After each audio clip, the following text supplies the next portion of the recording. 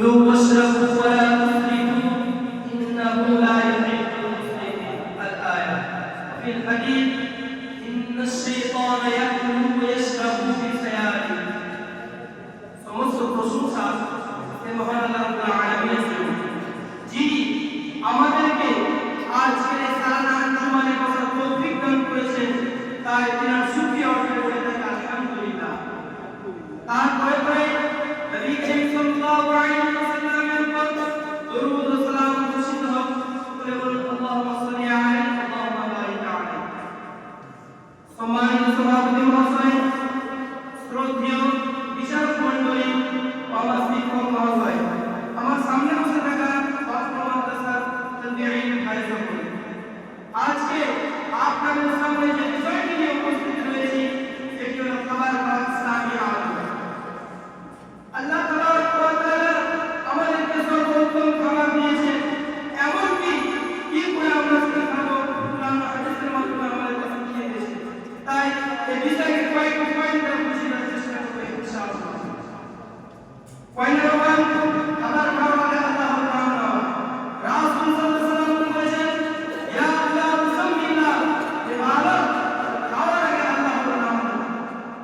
রাসূল সাল্লাল্লাহু আলাইহি ওয়াসাল্লাম বলেন, ইন্নাশ শাইতানা ইয়াকুলু